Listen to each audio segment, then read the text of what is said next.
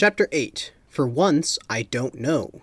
So we eventually caught up with my parents, and as luck would have it, all of my friends' parents were there as well. As we all walked back, we could hear the pastor of the church was doing a welcome video.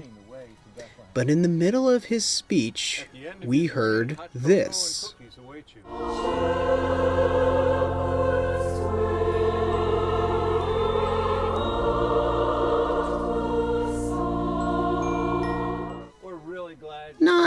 Nothing huge with this lyric, just an arrow to the next spot. The group that all of the parents were in was further down in the alphabet, so we made it just in time to see the prophets. Nothing much to say, no clues, so we moved on to the Annunciation. To be honest, I found this scene always funny because of when old Gabe is done visiting Mary, he visits Joseph and Joey wakes up and basically says, "Hey, what do you want?" Classic. You know, the pastor was right. This really does feel like traveling back in time, Lana said. What'd I tell you? Doctor Who, time travel.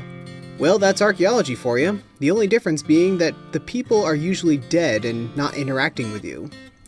We made our way on to the shepherd scene, with real sheep I might add. Always a classic, this one, and if you know the story, then you know what's coming. The shepherds freak out and a spotlight shines on a row of trees to show the angels rising over the treetops. Now, quick side note, this was quite an effect for a church. Visualize a post in your back and lifting you up. Painful, I know, but very impressive. Anyway, they sing the heavenly praises, telling them to go to Bethlehem. However, this is Carol of the Crib, so they had to sing something else. Actually, the second half is something I saw coming. Okay, so maybe not the song I was expecting, but it works. I then looked to see the next scene, which was indeed the town of Bethlehem. We followed the shepherds into the town and we meet one of my favorite characters. This guy comes out and basically says, well, I'll allow him to explain it. What are shepherds doing here? You touched me. We're looking for a baby. You're looking for a baby, so you come to me because I look like a midwife? I'm not a midwife. What are you talking about?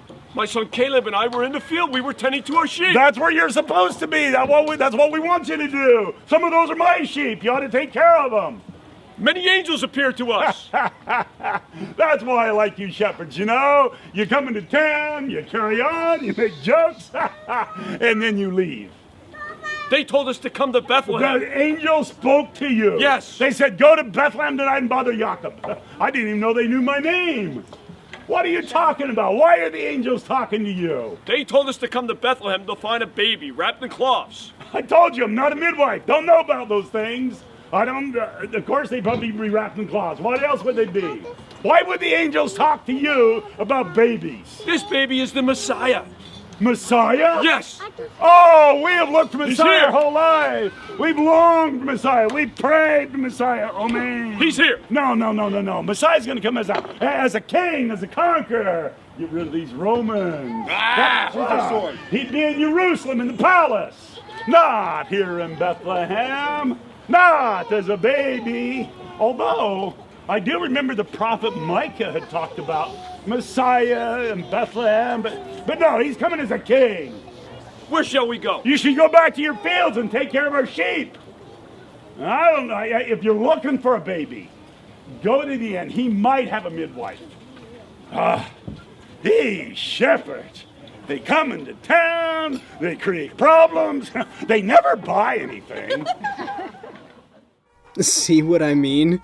Gets me every time. The town itself is up all year, and when they do the event, people are selling items and food.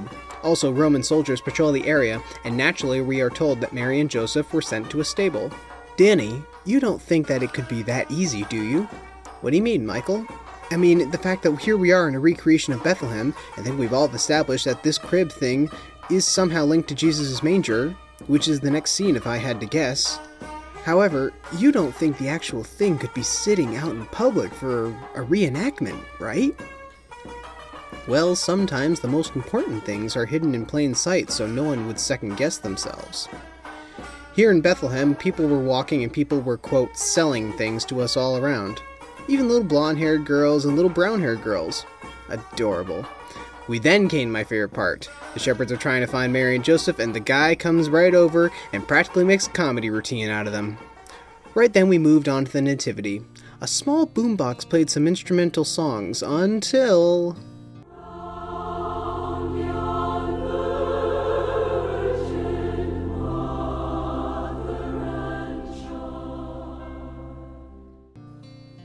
This time the song was just stating the location. I knew that. We all knew that. Did you know that? What I'm saying is, this is no episode of Dora the Explorer. I can't hear your response. Guys, this has to be it. It can't be that easy, Flynn said. Maybe that's the idea, to have it be so obvious that nobody would notice, Michael concluded. Well, we just can't barge in, Monica explained. Oh, please. She's right. What about the poem? And how about that legend around it? Michael asked. And are there any traps? Lana wondered. Enough! Look, I don't know. Why does everyone assume I know the answer? Because you know what happens when you do. You make one of those out of you and me. I pointed to the donkey in the stable. There's nothing else. This is getting as commercial as Christmas. I didn't plan on doing this at all until Marion Librarian came here and I started losing my mind hearing and seeing these carols. I don't know where this poem fits in and I don't know where the manger is. Forget that. Has anyone noticed where Jack has gone to? Flynn mentioned. I might mention the crowd had moved on now, and we all looked behind us to see Jack standing in the middle of about 6 Roman guards.